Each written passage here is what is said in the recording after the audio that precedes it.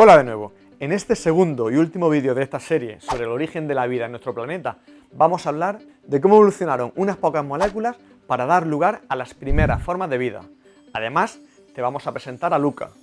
A lo mejor no lo conoces, pero es un miembro de tu familia, un antepasado bastante madurito que hace que tú y yo, de alguna manera, seamos primos lejanos.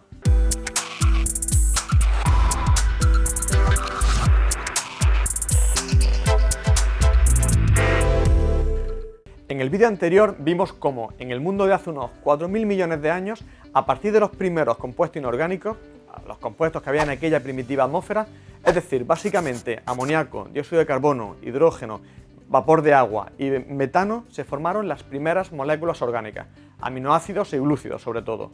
Posteriormente, algunas de estas moléculas complejas debieron de unirse dando lugar a unos agregados que el investigador ruso Alexander Oparin llamó coacervados. Hasta este punto, hasta la formación de aquellos primeros agregados moleculares, la mayoría de la comunidad científica internacional está más o menos de acuerdo. A partir de este momento, desde la agregación de biomoléculas hasta la formación del primer ser vivo, antepasado común de todos los seres vivos actuales, ya no hay tanta uniformidad en lo que los científicos opinan.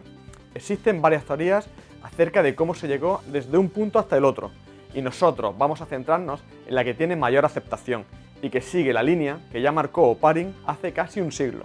Según esta teoría, la vida se originó después de que algunas de aquellas primeras moléculas agregadas sufrieran un proceso de autocatálisis que les permitió evolucionar de una manera parecida a lo que ya había dicho Darwin para los seres vivos, pero sin que hubiera de por medio material genético alguno, es decir, ni ADN ni ARN. Esta teoría se conoce como primero el metabolismo, y según ella, en los coacervados, las propias moléculas debieron de tener una capacidad de autorreplicarse, adaptarse a las circunstancias que se encontraban y evolucionar. Como decía antes, esta, que es la teoría mayormente aceptada por la comunidad científica, fue propuesta por Oparin hace casi un siglo. Pero hay que tener en cuenta que para Oparin todos los procesos biológicos estaban asociados a las proteínas, y más concretamente a unas proteínas que se encargan de facilitar o acelerar algunas reacciones químicas. Estas proteínas son las enzimas. Él todavía ni sospechaba el papel tan fundamental que jugaban los ácidos nucleicos en la herencia, así que su teoría no podía ser otra, primero el metabolismo, porque no es que fuera lo primero, es que era lo único. Pero las cosas hoy en día han cambiado y mucho.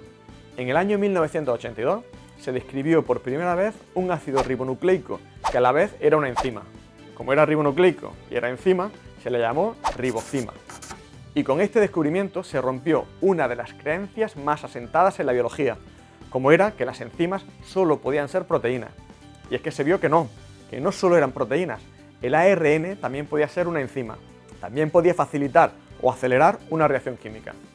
Este descubrimiento generó lo que se llamó hipótesis del mundo del ARN, que viene a decir que esta fue la primera molécula a partir de la cual se puede considerar que empieza la vida. Es decir, con el mundo del ARN, lo que se propone es que existió una etapa temprana, anterior al nacimiento de lo que podríamos considerar como vida, y durante esta etapa el papel del ARN fue fundamental en todo lo relacionado con la herencia, pero también en procesos que podríamos llamar metabólicos, catalizando reacciones, por ejemplo, implicadas en la síntesis de proteínas. Va a ser difícil que algún día sepamos a ciencia cierta si primero fue el metabolismo o si primero fue el ARN o el ADN, pero lo que sí parece claro, o al menos es lo que casi todo el mundo acepta, es que existió una sopa primordial prebiótica rica en nucleótidos, azúcares y aminoácidos. Y también se acepta que, independientemente del camino seguido, la vida comenzó solo cuando la información genética pudo ser almacenada y transmitida, y para eso hizo falta ADN o ARN. A partir de aquí, seguramente la vida surgió y se extinguió un número de veces muy alto a lo largo de varios cientos de millones de años, hasta que hace aproximadamente unos 3.500 millones de años, uno de esos eventos resultó fructífero y la vida en la Tierra surgió para desarrollarse definitivamente y dar lugar a los millones de especies que se han generado desde entonces. Pues a esa primera célula, que se adaptó y evolucionó, la ciencia la ha bautizado con el nombre de Luca. Luca no es un nombre azaroso, Luca es el acrónimo de Last Universal Common Ancestor, es decir, el último antepasado común universal. Ese antepasado que compartimos absolutamente todos los seres vivos que hay sobre la Tierra, que ha habido en algún momento en estos 3.500 millones de años y que habrá mientras exista vida en nuestro planeta. Una de las pruebas de la existencia de Luca es que el código genético, ese conjunto de reglas que traduce nuestro ADN en proteínas, ese código genético, como digo, es universal. Es el mismo en una bacteria que en un elefante, en un protozoo que en un helecho.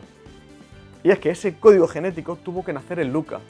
Un único código genético para todas las formas de vida tiene que querer decir, inevitablemente, que todas tienen un origen común, Luca. Así que ya lo sabes, la secuencia de nuestro ADN nos acerca más a unas especies que a otras, pero al final, todas compartimos un origen, un tatarabuelo al que seguramente no nos parezcamos absolutamente nada, pero al que le debemos estar hoy aquí.